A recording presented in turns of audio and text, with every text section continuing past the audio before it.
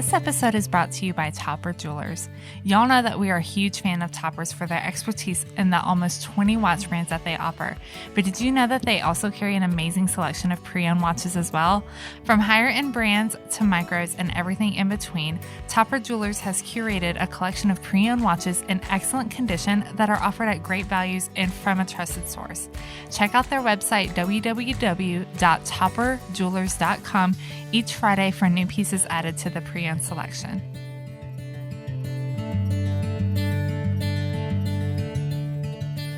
Hey everyone, welcome to the show. I'm Kat. Welcome to the Tenn podcast. Dang. How did you mess that up? See, I Kat? get nervous when we have people on. You have one job. Actually, you have a few jobs.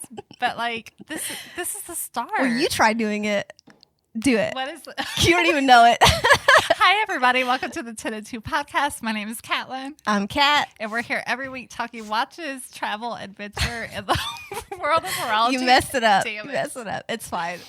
Oh man. See, it's harder than you think. Try the outro, by the way. It's not easy.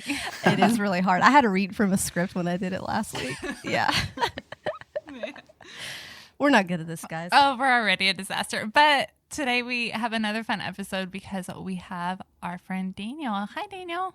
Hey guys. AKA Mr. Grand Seiko on Instagram. Yeah. Or Mr. Zeratsu. Are you changing your name? Because I saw that you posted something. Are you going to? Yeah. We're asking the tough questions right off the bat. It's straight away, guys. I'm just gonna leave it for now. I think I was going through some weird mental breakdown. We've all been there. It's fine. As we're doing this current situation. But for the meantime, I think I'm just gonna leave it and just run the two separately. Yeah. It's hard to have two accounts. It really is. Yeah, it's a horrible. struggle. Instagram is a full-time job. I'm convinced I'm accidentally going to post something on the wrong account all the time. It's okay. It depends on what it is. Oh man, jeez. No, but we have Daniel here today, and we're gonna chit chat about obviously some Grand Seiko stuff and some fun topics as well. Yeah, well, we had this topic kind of come up when we were chatting and hanging out with Jenny Owl about Grand Seiko, and we figured who better to talk to about Grand Seiko than Mr. Grand Seiko himself. Yeah. Who doesn't work for Grand Seiko or he anything doesn't. else? No. Right? Like you don't work for Grand Seiko? So No. I'm just a massive fanboy, like everybody else on Instagram.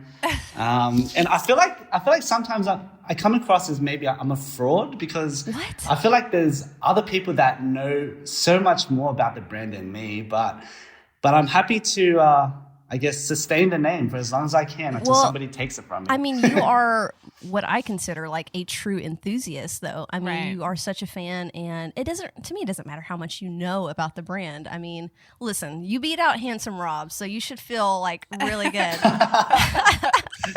I love that guy. No, I was like, no, we got to talk to Mr. Grand Seiko. My idea was to have both of you guys. Yeah. But Kat was like, no, it'd be too much. Sorry, Rob. It's Kat's fault. Oh no! No, I mean I love your blog. For those that don't know, it's is it Mr. Zeratsu too? The blog as well. Yeah. So MrZeratsu.com. Yeah, and it's awesome. You got some good articles on there. And who else writes on there with you? It's pretty much just me and my other mate. His name's Jimmy, so I'll give him a little shout out. Yeah, so shout out. you can follow him on Instagram. His handle is Tokei Time. Okay. I think Tokei. I think it means time in Japanese. Sorry if I got that wrong, but that's his handle anyway. Give him a follow. He's a cool guy, really humble, down to earth. Yeah. And he's a huge fan of both Amiga and Seiko. Well, so before you became Mr. Grand Seiko and the entity that is Mr. Grand Seiko, how did you get into watches? Like, what's your history with watches in general before you started writing about them? Wow. So I've always had a watch ever since I was a kid. It's actually a funny story. So my uncle, imagine this, like he was a bouncer. So imagine an Asian bouncer. He's like shorter than me. He's like about 170 centimeters tall, but quite a well-built guy. And he was a bouncer at a Spanish nightclub. And after breaking up fights or whatever you do as a bouncer, he would find random things on the floor. So anyway, this one time, I remember he came home and I was probably around 10 years old at the time, and he showed me this really cool Casio.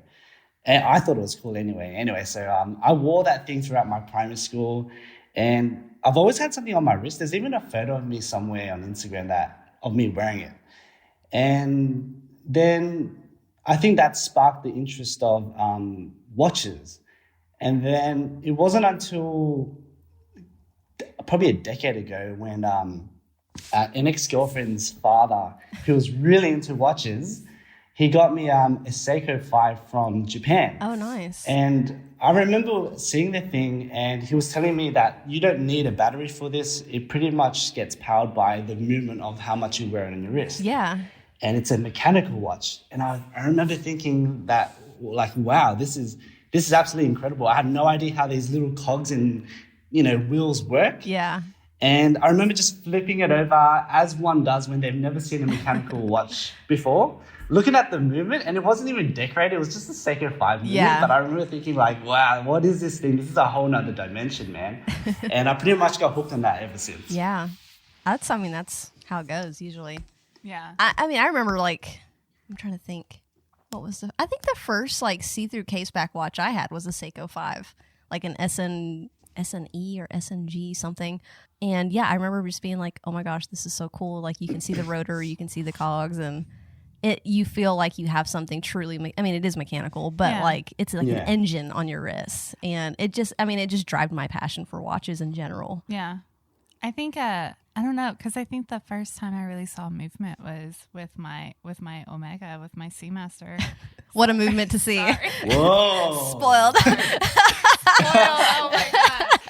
Only because it was my job at the time. Yeah. So yeah. But I mean, I could definitely see it. Well, I mean, my grandfather, I'll throw it back. Okay. Yeah. Okay. All right. Grandfather clocks. Okay. And so my grandfather growing up, he had tons of clocks all over the house. He was stationed in Germany for quite a while. So he just brought back all these German clocks and things like that. And so some of them you would wind just through the back, and some of them you would open up. So, okay. All right. I'm not as bougie as, like, I just made myself out to say. So me and my Omega is my first one. But, your Seiko 5 was cool and all. Oh man. Well, so you had that. Where'd your collection go next from there? So from there, I mean, I assume it didn't immediately go to Grand Seiko. Oh no, no, I did a full on, like, trek to get to Grand Seiko. Yeah. So I had the Seiko 5, and then I remember seeing, coming from, like, a Chinese background. I'm Chinese and Cambodian, but, like, actors in Hong Kong were, like, a big thing in a lot of our households. And there was this guy that I had a huge man crush on. And he was like an ambassador for Longines. Oh, really? Okay. And so, when you don't really understand watches, but when it's aesthetically pleasing, you just get drawn to it. And I remember I think it was a master moon phase. It had the most clustered dial. I'm sorry if there's any Longines fans out there. I didn't mean to upset you. But man, it was so clustered. But it was a really beautiful piece. And I remember strapping it on and thinking, wow, I have to have this. I remember, like, while I was in uni, I was saving up forever just to get this watch. And so that's what I would say, that's probably my first Swiss watch, something that I felt like, wow, this is luxury. Yeah. And so from there, I started feeling like, I think this watch is a bit too much for my kind of lifestyle because I'm quite active. And then the Tudor Black Bays got released at the time, and this was around maybe 2013 or something. I can't remember. And it was the blue one. And I think that watch spoke to me more. So I ended up flipping the Longines and made an incredibly bad loss. But I used the funds to purchase something that I loved for a couple of years. Yeah. And so then from there, that's when I started, like, you go down the rabbit hole of watches, and then you go into those Facebook pages, then you go into the forums, then you go to the YouTube channels. And then I started getting into, like, if I butcher this, sorry, Jaeger LeCoultre. Yeah. That was way better than anything we could attempt. We call it JLC. No. 100, it's JLC. Yeah, so I got into, I'm just going to say JLC just to be safe. So I got into JLC. This was like a couple of years later, and then sold a few of those. I ended up getting a Rolex Explorer that I got for a bargain. Oh, man. Yeah, so for those of you saying, why did you like Rolex? I do like Rolex. I just don't have the money right now to get it, guys. So yeah, I had a Rolex Explorer, which that's probably one of the watches that I regret selling the most because they've obviously gone up in value. Yeah. And then from there, I got in the Seiko groups, like people started posting like these really shiny watches called Grand Seiko, and it was probably around 2014 when I first got exposed to Grand Seiko.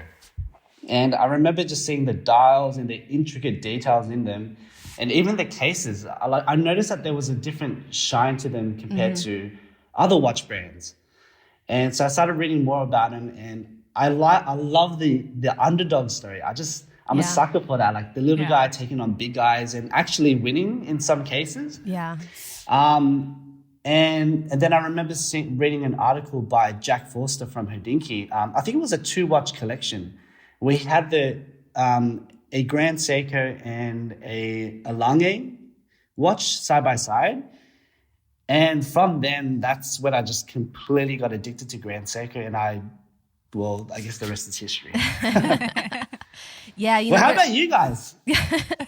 Yeah, I think like there is something super different about Grand Seiko, and they stand out from anybody else. And I remember probably the same. I saw some in Facebook groups and people posting, wrist shots and stuff, and the dial detail is just something that you've never seen before. And then I think for me, a lot of YouTubers started getting hands-on with them, and you could start to see like macro videos and just all the details, and it was like literal perfection. And I know someone that's not on YouTube anymore that once was, who was also Australian.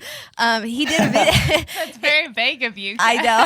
Yes, he did. Yeah. He did a couple of videos, and his macro shots were just phenomenal, and I have to give it to him.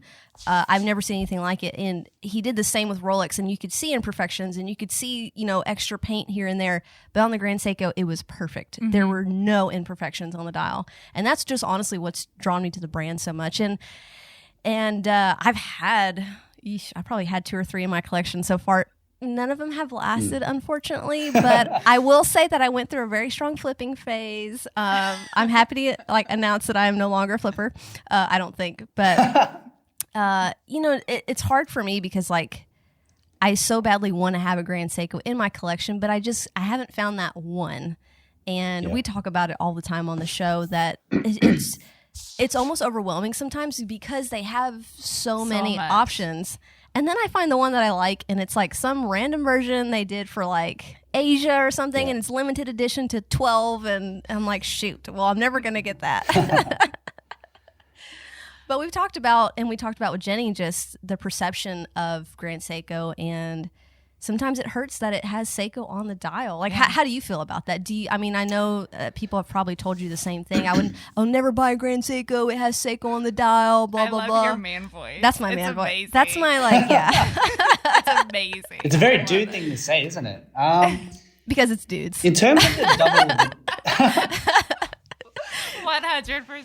In terms of the double stamp logo, having Seiko on the dial, I personally love it, and I know that a lot of the OG Grand Seiko collectors do like it as well. And I don't know what their reasons are, but for me, I like it that it's kind of stealthy. Mm-hmm. I like that it says Seiko because it's only going to attract those in the know, and it's almost like this exclusive club that you have on your wrist that you can invite, I guess, other collectors to, and people who generally like Grand Seiko are Seiko collectors as well. Yeah. Mm-hmm. And they tend to be quite humble people that I like. I like humble people, but also educated people who have studied the brand and who know the craftsmanship that goes into Grand Seikos.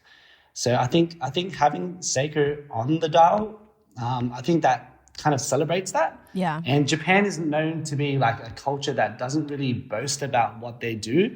To them, only recently they've started doing that, the marketing, to be fair. But I think having Seiko on the dial, I think it was kind of cool. But at the same time, I've grown to love not having Seiko on the dial because I just love that cleaner aesthetic. Yeah. So I'm going to cop out and say I'm kind of in the middle here. Yeah. I don't mind it having Seiko on the dial, but I also like it being cleaner and just saying Grand Seiko. But I like that whole I like the whole discreetness of the watch. Yeah, I can see that for sure. And I think that I think that people just, unfortunately, and we were just talking about this. We did a review on the Tudor on the Black Bay 58, and the Tudor being a sister brand of Rolex, it's looked down upon. And I think the same thing with Grand Seiko. It's sometimes looked down upon because of their relationship with Seiko, and totally different reasons for both brands. But it's kind of unfair, and I think agree. people don't give it a chance because of that. But I think it's a lot of times it's people who just weren't going to give it a chance anyways. Like, That's true. The people that I hear talking negatively about, but it's still a Seiko. I mean, I'm gonna alienate some people. Y'all come at me, but it's the Rolex fanboys, it's the Omega fanboys, it's the Patek fanboys.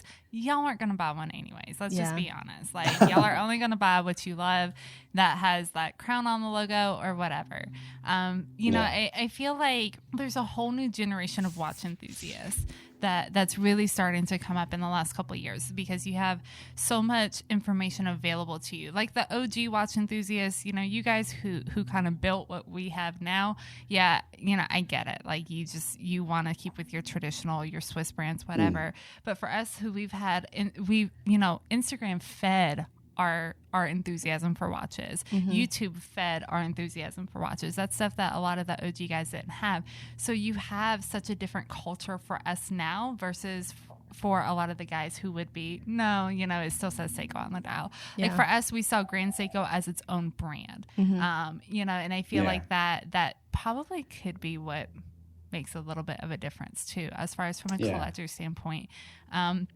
I love seeing that. Like, I feel like Grand Seiko has come out of nowhere in the last 3 or 4 years, honestly. Like, they weren't even on my radar, and I work in watches, and I never paid them any attention until 3 or 4 years ago. Yeah. And now they're, especially here in the States, now they're everywhere. And you see so many ADs who carry them now, and it's amazing because you can really get a better idea for them.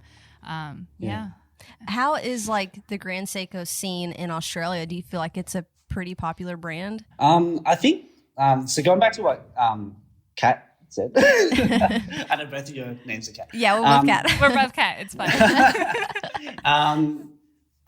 Props to the Grand Seiko USA team because I think when it comes to like who does it best, I think around the world, I'd have to say the US team does it. Sorry, Rob. Really well. I know the Grand Seiko US team, so I'll go with that. Yeah, and like I absolutely adore them myself, and I think what they're doing with working with the local media groups like Wound and Hodinkee to their advantage. Why not? You already have those tools. Use it. You'll be silly not to use it, right? But in terms of how is Grand Seiko doing in Australia? Props to the Grand Seiko Australian team as well. I have to do that, right? Yeah. But honestly, like they've done an amazing thing by opening the first Grand Seiko boutique in Australia, and it happens to be in Sydney. Very cool. Oh darn! It must be so hard for you. It's always good to walk by and just peruse over the watches. Yeah. And I think by situating the boutique in a place where there's heaps of traffic flow, people are starting to notice the brand. They're like, what is this? And most people like Japan as a culture. And I love that the way that they, utilize Japanese culture and have the watches displayed, it creates a real sense of curiosity for, I guess, even people who don't really even like watches. Yeah. They'll look through the windows and be like, what's this thing here? Oh wow, that's a really cool watch. I've personally seen random people do that and say, oh, what's Grand Seiko? Is that Seiko? And they look at all of the beautiful origami that they use in the windows, and it's quite clever. In terms of how does Grand Seiko perform against, I guess, European brands, I think there's going to be some time for it to for people to accept that this watch, even though it's around the same, I guess, pricing as its competitors, it's offering something different. It's not trying to be a European watch. It's trying to be a Japanese version of a watch, of what a good watch looks like. So how is it performing in Australia? I think it's definitely growing. I sense that there's a lot of interest, especially this year. There's been heaps of interest. But I don't think it's at the same level as its European competitors just yet. Like, give it a couple more years, and I think it may be. Well, it definitely takes time, and to be fair, you guys are so far off from the rest of the world that is a little tougher. And I like what you said about like the boutique. I think that it's unlike a lot of other ADs and boutiques. It's not stale. Like, I mean, you walk into a Rolex AD or even Omega, it's kind of stale in there. It's kind of plain. And granted, the watches are beautiful, but there's nothing pretty to look at. And I've seen some pictures from these boutiques, and they're just stunning. Like, I know they did that, like, New York, the pop-up thing. And I was like, oh my gosh, it was amazing.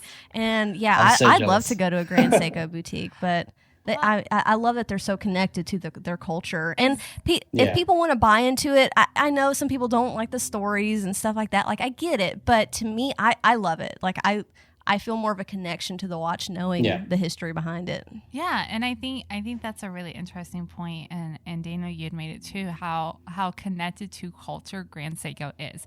Grand Seiko, the thing about European watch brands and Swiss watch brands, very few of them started out as Swiss watch brands. A lot of them were, Rolex was founded in the UK and then eventually kind of made its way over to Switzerland. And you just and companies have been bought and sold and combined and things like that. And there's no real deep foundation and real deep history that's rooted in one place. Versus Grand Seiko, it's purely rooted in Japanese culture. And I feel like Japanese culture is such a strong culture anyways. There's no mistaking it. There's no, it can't be, misinterpreted for any other culture. The culture is so unique in and of itself and that's what really does communicate through the watches. They're unique. They're different than anything else that's on the market. And I think if you, I buy into the marketing, whatever. Maybe I'm just easy. I don't know. We're gullible. I'll buy into a story. We're Southern. We're super gullible. It's fine. Me too. Thank God, there's no salesman for all three of us. But I think that it's easy to buy into. It's because of the culture. Even if you are skeptical, it's easy to see the connections. It's not a stretch. Like, for example, the U.S. Seasons collection. You could see each season in those watches. It made sense. They're not trying to say, this watch was the first watch that did, some crazy thing that there's no proof of or anything like that. It's just the design aesthetic is there and the story is built around that. And I think that, or really, I would say the watches are built around the story. In all honesty, I think so. I think that that's something that makes Grand Seiko really unique for sure. Yeah. They just need to quit making titanium watches.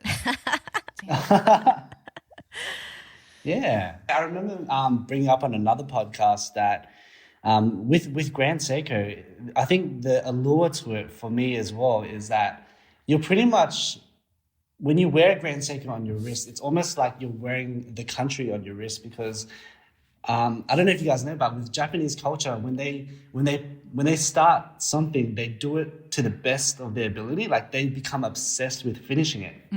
Like, it doesn't matter if it's folding a napkin to making a watch. That if it says made in Japan on it, that somebody's heart and soul and energy went completely into this thing. And I guess that's reassuring when you wear a Grand Seiko on your wrist as well. Yeah. I can tell. And I think, like, to me, I want to go buy a Grand Seiko right now because we're talking about it and just like the stories behind the watch. I'm obsessing over a Grand Seiko right now. I know. So this is not a good podcast topic for me. The one, what are you looking at? The SBGV. It's the. Right, can we talk about Grand Seiko reference numbers for a second? They're ridiculous. What am I looking at? Let's see. It's the gray dial 9F quartz. Oh gosh. And then the fact that it's gray makes it even better. It is the... All right, dude, where's your hashtags? I have to pull up somebody else's post. It's SBGV245. And if you guys want to see amazing freaking photos of it, follow collector.101 on Instagram. And I'm obsessing over his photos. Yeah. So. Those are so cool because I like the finishing on the dial. It's almost like steel. It's a sporty Grand Seiko without being one of the Grand Seiko divers. And I'm not a fan of like the traditional Grand Seiko sports watches. Yeah. Like, I feel like they're a little over the top to me. like the case design, it's not my cup of tea. Like I like big and bulky watches. I have no problem with that, but they're too much. They're a little too sharp and things like that. And I but again, I can see the cultural references to that, so I appreciate it. It's just not my cup of tea. But yeah, this is like a very sporty looking. Well, Grand I think Seiko. what we were just talking about too, with like the stories behind the watches. Sometimes those aesthetics can be lost with some of those like big divers and stuff. Whereas like the more dressier models, you tend to feel that, you know, the story behind them a little bit more. Or you have Godzilla too, so that's Godzilla is, man. I love that watch. Do you? I'm a huge fan. I'm sorry. Like, I love that thing, man. I think it's so... Well, it's Godzilla. That's it. Do I need to say more? No, not really. It is like, I remember I hated on that watch for so long, but then I'm just like, yeah, it is kind of cool. Like I wouldn't wear it, but it is cool. I think I'm still on the like not so much side of it. Yeah, I think the strap is what I really don't like, but I totally like get shark it. Straps. Yeah. It's a lot of color, and maybe because I'm like a black and gray person. That's true. Maybe it's just it's too much Me color too. for me. So. Yeah. Well, I think one thing that you know, Grand Seiko really has going for them right now, and perhaps what's helped, you know, bring them some popularity is the fact that you know, Rolex has gotten to be so exclusive. People can't. I mean, you have to wait on a list for years, and I think that's driving more people to brands like Grand Seiko a little bit more than previously, just because. I mean, if you're not going to get a Rolex and you walk into a boutique or an AD and you go look at some other things and you're like, oh, what's this brand? And I mean, the finishing, again, is just like second to none. I've never seen anything like it. And maybe that's why I don't like them like on the bigger divers, just because it's like, it's too much. It's, I don't know. I feel so bad when I've had my Grand Seikos and scratching them feels really, really bad. Ooh. Like, cause the finishing is so well done. When you get a scratch on those, it hurts. Like it hurts deep inside. Oh, it does. Because it's so perfect. And that scared me so much because I had the GMT, I can't remember. Oh, yeah, I remember that. The SBG N221 or something like I that. don't think anybody expects you to remember the reference. I try my best, okay? But I remember I put some scratches on that thing, just a couple, but man, it hurt really deep inside when I did that, like really deep. It was because it was so, like, the finishing on it is so perfect.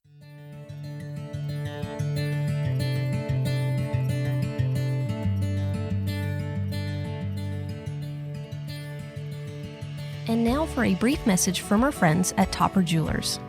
Combining the almost 20 brands of new watches that Topper Jewelers carries with their curated assortment of certified, pre-owned timepieces, the options are endless in selecting that next watch for your collection. Their easy-to-navigate website includes a selection for trending watches, which also includes some of the most sought-after watches among enthusiasts today. The Hamilton Pulsar, the Bremont Ionbird GMT, the Seiko Prospect Ice Divers, and the Oris Roberto Clemente are just a few. Topper Jewelers is also currently accepting deposits and pre-orders on the hottest new watch releases, including the Moser Streamliner, Omega Seamaster Necton, and of course the Oris Diver 65 Maxi Topper Edition. Head over to their website, www.topperjewelers.com, to see their selection of timepieces available and to take advantage of their friendly customer service team for any questions. That's TOPPER Jewelers.com.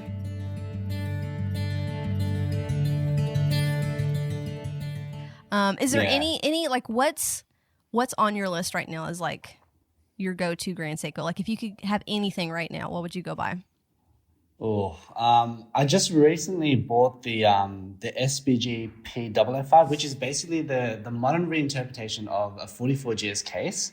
Oh yeah. God, that's a mouthful. And it's the one with, it's got a really cool, deep deep blue dial. So it's not obvious, where you'd have to really put up against the sunlight to really see that sunsilk pattern. But in most lighting, it looks black. So it's kind of mysterious, and I like that it's mysterious.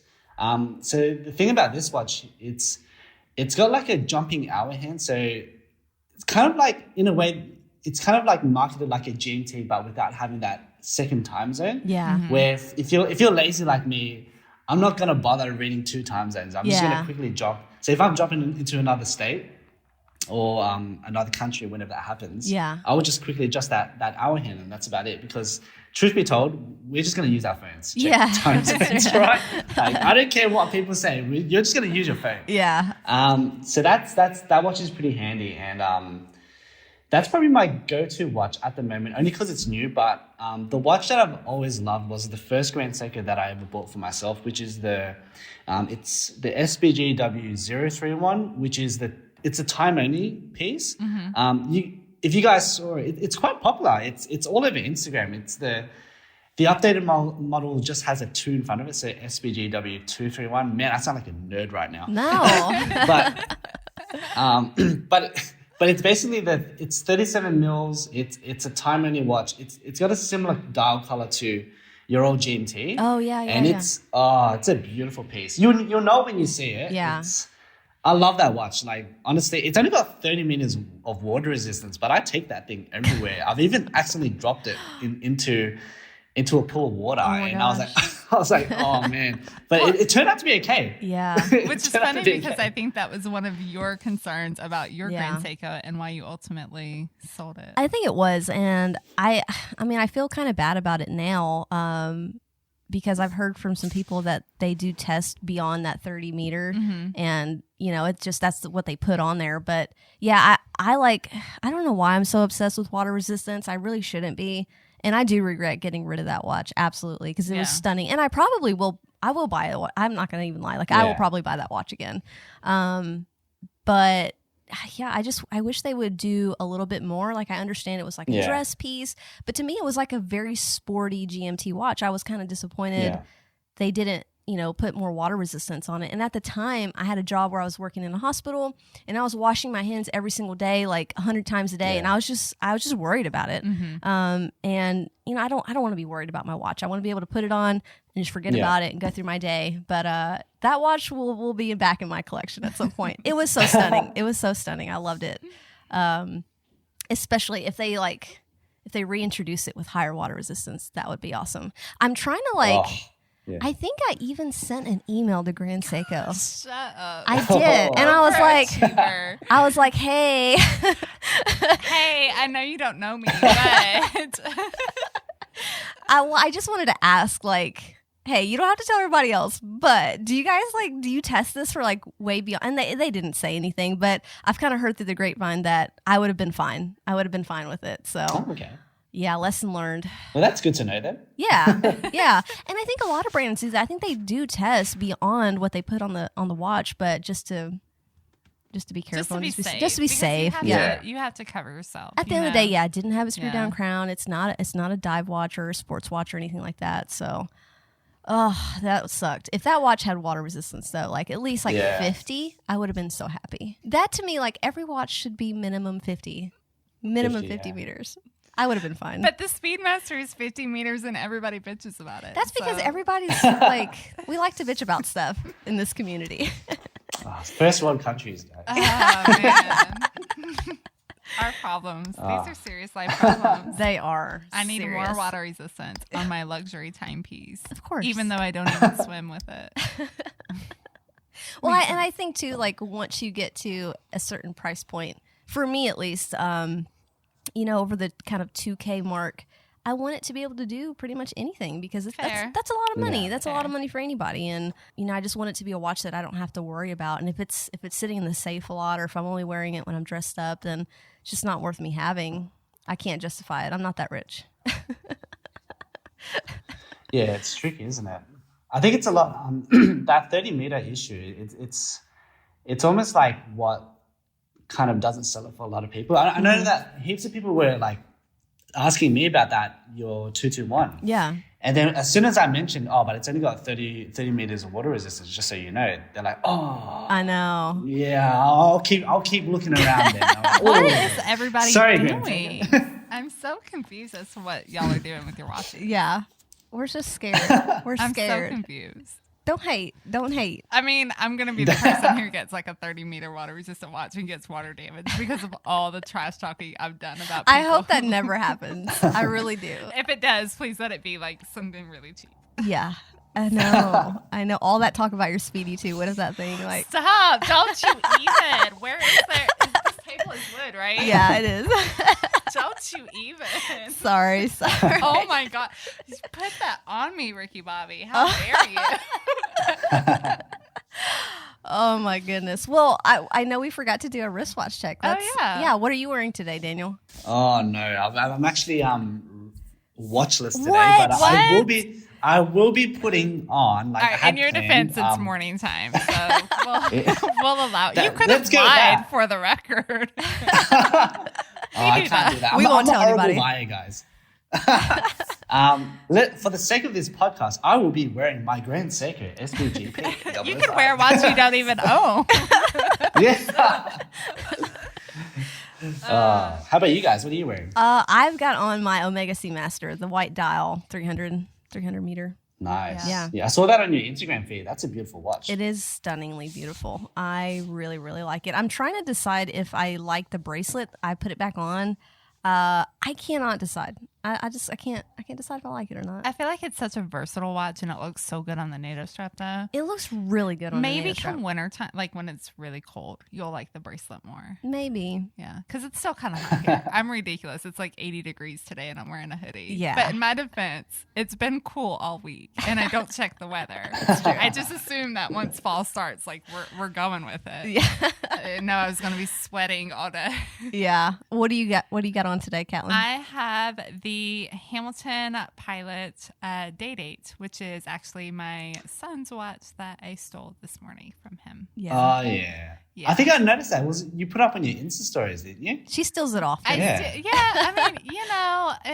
He's not wearing it. He's not wearing it, right? Exactly. Yeah. So it needs, in my defense, like the watch needs to get everything's got to get wound. It's got to get moving again. Things like that. Yeah. It needs to. I mean, he's not even going to school right now, so. Yeah. I love that watch. I think I like that watch more because of Interstellar. Oh, like the story behind it.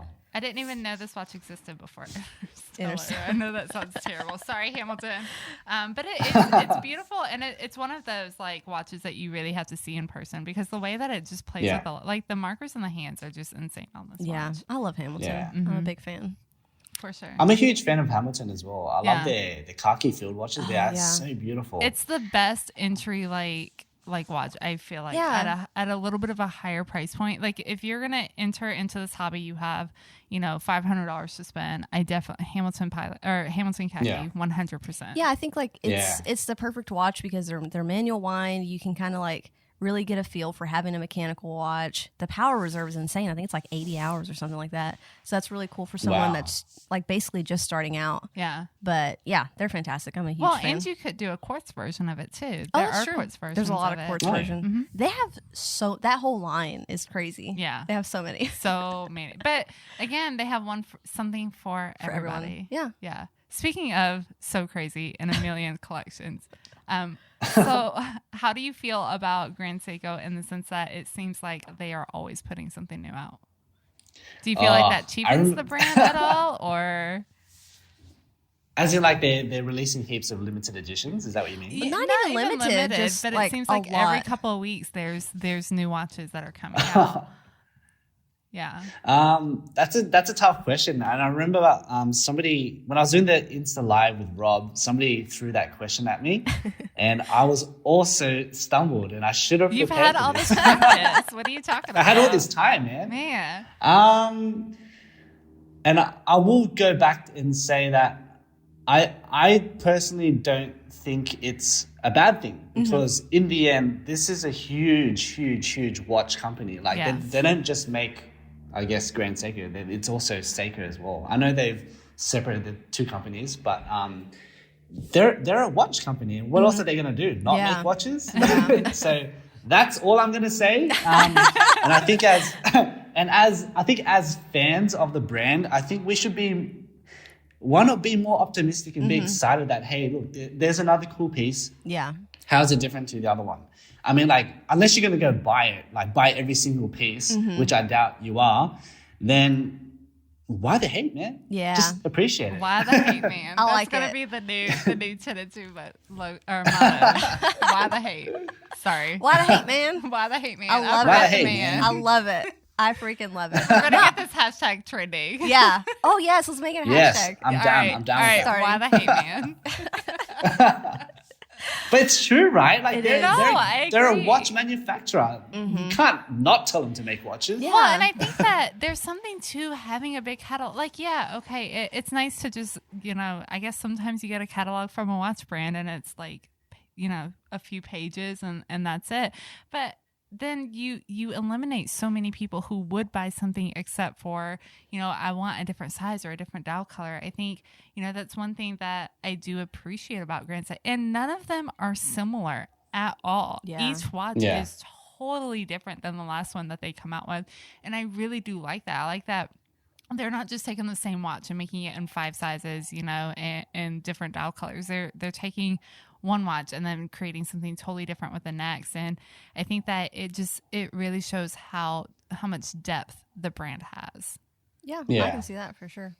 So Daniel, something else we want to dive into before we end the show today. So I was reading on your blog, and you had posted up an article about buying and sharing a watch with your buddy. And like me and Catlin have joked about this for a very long time, but I shut it down real quick because I'm like, I don't think I could share. Like, I don't think I could do it. Imagine all the more watches we could have right now. I know, but I just if we would just share them. But I know wanna what just you mean. hoard them I all know, and, like- I know that I'm only gonna want to wear this. I have all Yeah. these watches, and I'm only gonna want to wear it the week you have it. Exactly. So first question is, have you already done Okay. it? Have you already bought this watch that you were going to share? Yeah. So the first watch that we bought together, I don't know if you guys have heard of this brand, and I love the people behind it. So shout out to Wilfred.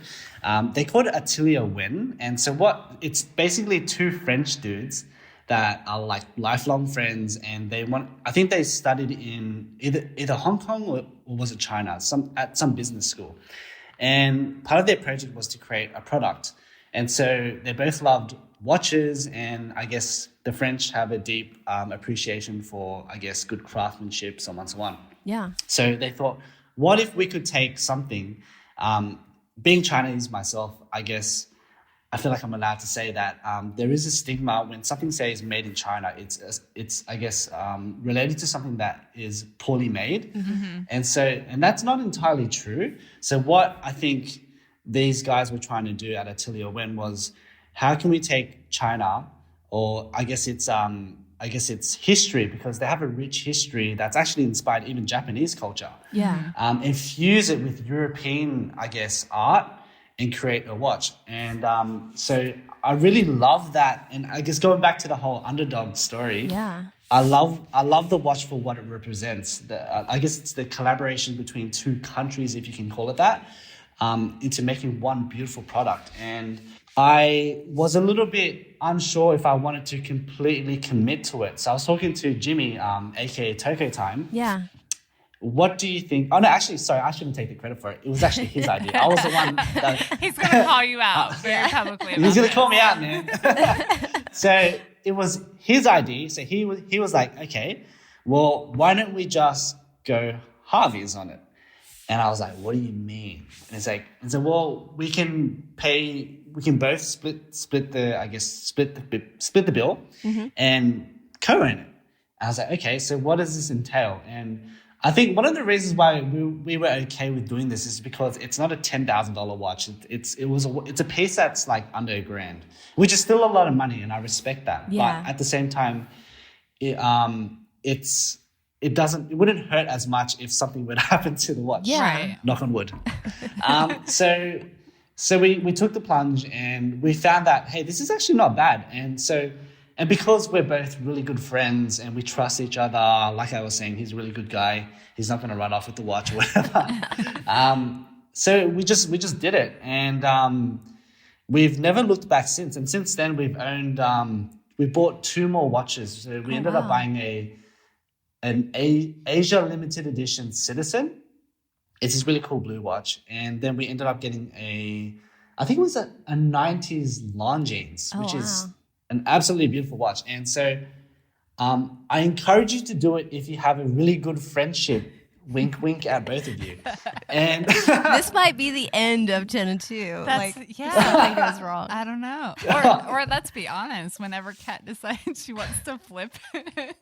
Oh, no. That's true. How does that work? Then I either have to get rid of the watch or buy her out. Aww. Is there a custody agreement? Do you have like a custody agreement? How does the... We do. Is So, yeah. there a contract? Tell me there's no a contract. contract. I would love it if it was that extra that there's a contract. Oh, man. That's so extra. But we probably shouldn't we? That's our level of extra, by the way.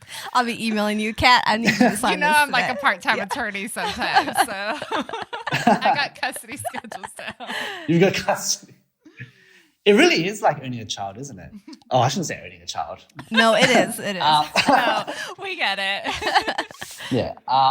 So we don't have a full-on written contract, but we do have a verbal contract. And Yeah. I guess you can only do that if you're comfortable with the person. So so my tip for you guys is only do this if you really trust this person. And I'm vibing that you guys have like a sisterhood like relationship that I want to be a part of. So This is brutal sometimes, by the way, though. That's true.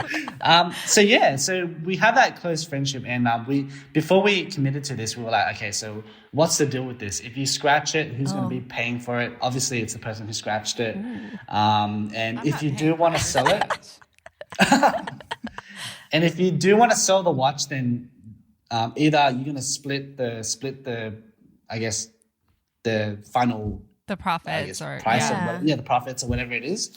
Otherwise, let's say, for example, if there's a watch that you co-own together and you fall in love with it and say, hey, look, I would like to fully own this. Yeah. Then like you were saying, Kat, just buy the other person out. Yeah. And that's fine too. I could see that. And so going back to it as well, obviously you have to be really, really comfortable with the person that you're doing this with, because it's going to be hella awkward if you're not close to this person, or they're going to freak out. So just don't. How does it work with you two? Do you split it by week, or do you just kind of say, yeah, you can take it for like a month, or do you have like a set schedule to share the watch? I wish I could be really cool and say, yeah, we've got this scheduled and it's organized on the calendar, but we actually don't. And I think it's because we live in close proximity to each other. Yeah. So it's like, all right, well, if I want to see the watch, or if I want to wear it for, I guess this week, I'll just go to your house. Yeah. Because he lives like 20 minutes away from me.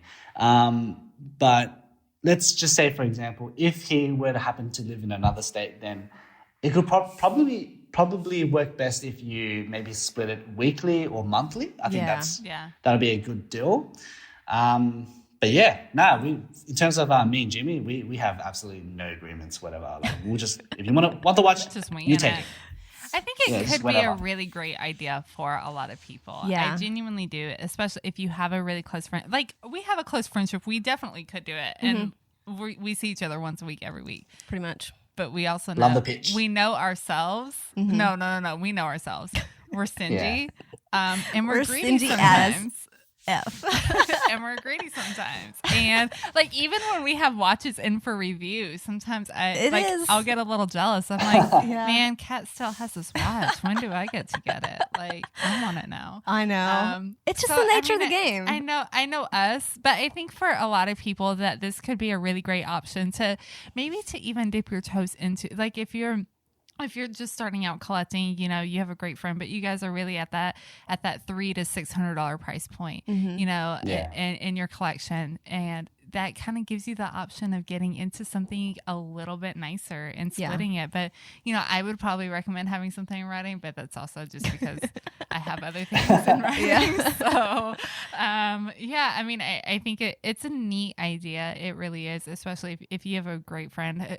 If you live in the same city, it would be so easy to just be able to exchange it back and forth and not have any problems with it. Well, I think too, like what Daniel mentioned, you have the chance to experience a watch that maybe you're not like 100% on, but you and your buddy, like, you both kind of want to go in on it just to experience the watch for a little bit, even if it doesn't last. And you're not going to be out that much at the end of the day. I think those are the ideas that I would tend to use it for more than just like, oh, if it was a watch I really wanted, well, I'll just buy it myself. Yeah. It has to be something that like I'm kind of on the fence with and I'm not really sure. I have this thing where, like, if I'm clothes shopping, right, and I see a sweater I like, and maybe it's $80, I'm like, I don't $80 love that sweater. I would love that sweater if it were like I love that. $60 or $40. Yeah. So I feel it's kind of the same thing. Like if you see a watch, and I do the same. Like I'm like, I love this watch, but I don't know that I love it enough to spend $1,000 on it. Yeah. You find a buddy who loves it equally, and spending $500 on it seems pretty. Yeah. Seems reasonable. It's tough. It's like, I hate to say it, and I'll be honest, like, I'm sort of selfish when it comes to some of those things. And even, like, I'm selfish with a lot of my things to my husband, and I think it was because as a kid, I had a brother that was, like, 1 year younger than me, and I was forced. Had to share everything. Everything. My sister and I share birthdays. Because our birthdays are 24 days apart. Dang. So we had to share freaking That's not fair. I know. Screw you, Mom and Dad, okay? I still have horror. Like, I still remember that. Thank you very much. Just kidding. I love y'all if you listen. Sorry. But yeah, same thing. And I was the older sibling. So so when it came to sharing, if you're the older sibling, you always got the raw end of the deal. Yep. Like, it basically just means all the crap goes to your younger sibling. Yep. So yeah, I'm definitely about the things that I have. I'm very stingy about them. Yeah. Like I could only imagine if Jonathan asked to wear your Seamaster. Oh, see, that's the thing. I've let him wear it. And I've you've worn some of my watches too, and all I can think about is like how badly I want it back. Like it's so bad, and I sound like the worst person ever. But I get it. True feelings, because we never had these things growing up. We should really talk to somebody about these issues that we have. All of a sudden, we need to have a therapist on the show. That we have a lot of issues. That is what to be fair for you guys though. So. Because like we wear watches on our wrist and like, you go through life wearing these things and they become kind of like, as Cole Pennington puts it, a wrist companion. Yeah. And so you build a strong relationship with these things. And it's not like, I guess you could say the same thing with clothes and shoes, but hey, we're watch fans, right? So let's put a narrative. So you build these things and they kind of become like a really, really close friend or even a sibling, if you want to say that. And so when you lend it to like someone else, doesn't matter how close they are, it's almost like giving away an old friend. It's like, okay, but that's my friend, give it back to me. Or even, dare I say, it becomes like a child. Your watches are like your children, man. They're your babies. Yeah. And it's like giving your baby away. So you can mind them, you can babysit them, but I need that thing back, man. Yeah. And I need it back in the same condition that I gave it to you. I don't know. That's how I see it. Yeah, I mean, I agree. I have a lot of respect. Stories with our watches, and I'm kind of like, I'd be a little jealous if somebody else got to make stories and memories with my watch. Exactly. Yeah. But I think it could work if it was something maybe you weren't totally after and you weren't completely in love with, and you just wanted to try and just kind of like a random thing. If you were a younger sibling or an only child, this could work really well for you. Yeah. Older siblings, we get you. We understand where you're coming from. It's okay. It's bad. I won't even let my husband I don't like him driving my car.